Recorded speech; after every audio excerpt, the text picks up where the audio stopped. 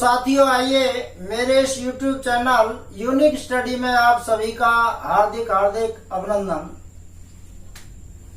आज हम अव्ययी भाव समास के बारे में पढ़ेंगे। अव्ययी भाव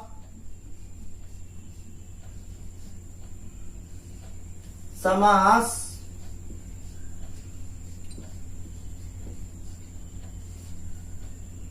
अव्ययी भाव समास का मतलब है इसमें आ उपसर्ग है, व्यय मूल शब्द है और भाव, इन तीनों को अलग करके देखते हैं तो इसका मतलब है एमीस नहीं बेमीस खर्च। भाव जिसके भाव में खर्च नहीं होता है, अर्थात जिसका भाव व्यय नहीं होता है, उसे अव्ययी भाव समास के नाम से जानते हैं। जिसका प्रथम पद प्रधान होता है। इस अव्ययी समास को दो भागों में बांटा है, जिसका पहला है अव्यय पद पूर्व, अव्यय पद पूर्व, और दूसरा है नाम पद पूर्व, नाम पद पूर्व। अव्ययी भाव समास को दो भागों में विभक्त किया गया है, जिसमें पहला है अव्यय पद पूर्व और दूसरा है नाम पद पूर्व। अव्यय पद पूर्व का मतलब है जिन सामासिक पदों का पहला पद अव्यय होता है, जैसे यथा है, प्रति है, अनु है, निर है, उप है। तो अव्ययी भाव के अंदर आपको एग्जाम्पल देखना है जिससे पहले कोई अव्यय पद हो। जैसे हम करते हैं यथा शक्ति, और है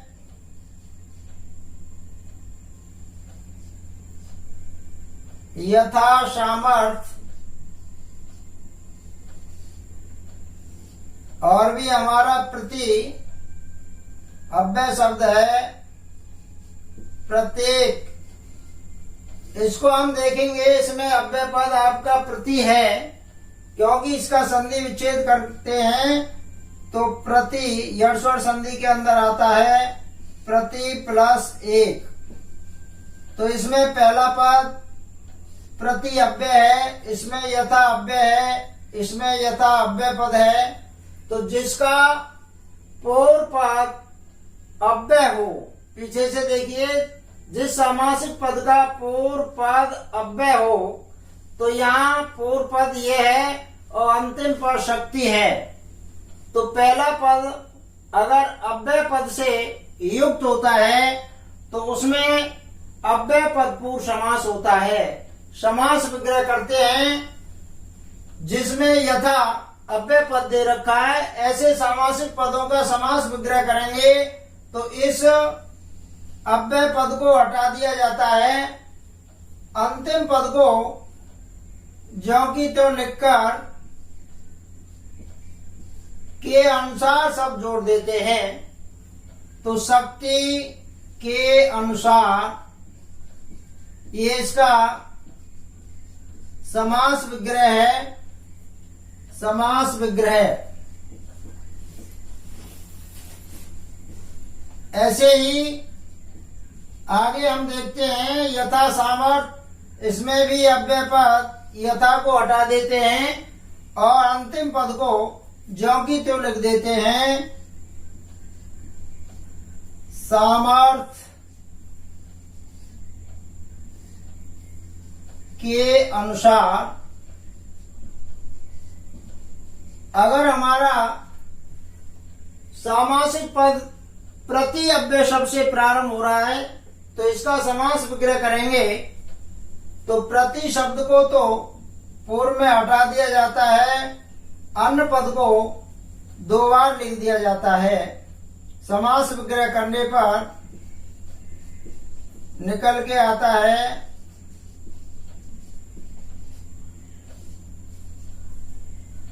एक एक और प्रति अव्यय पद को अंत में जोड़ देते हैं या यहाँ पर इति लगा देते हैं, एक एक प्रति, इस तरह से निकल के आता है। अब दूसरा इसका भाग है नाम पद पूर्व। इसमें क्या होता है, इसमें समान शब्दों की आवृत्ति होती है, समान शब्द दो बार आता है, वह नाम पद पूर्व अव्ययी भाव समास कहलाता है। जैसा उदाहरण के माध्यम से देख रहे हैं,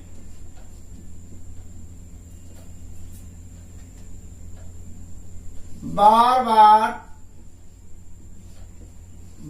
बार दोनों पदों की आवृत्ति हो रही है, समान शब्दों की आवृत्ति हो रही है, और इसका जब हम समास विग्रह करते हैं तो बार बार का समास विग्रह है अनेक बार। ऐसे ही पल पल समान शब्द की आवृत्ति हो रही है, समास विग्रह करेंगे तो इसका समास विग्रह निकल के आता है हर पल। ऐसे ही हाथों हाथ, हाथों हाथ, इसमें भी समान शब्द की आवृत्ति हो रही है, समास विग्रह करेंगे तो निकल के आता है हाथ ही हाथ में, हाथ ही हाथ में। तो आप चाहें तो इसका स्क्रीनशॉट ले सकते हैं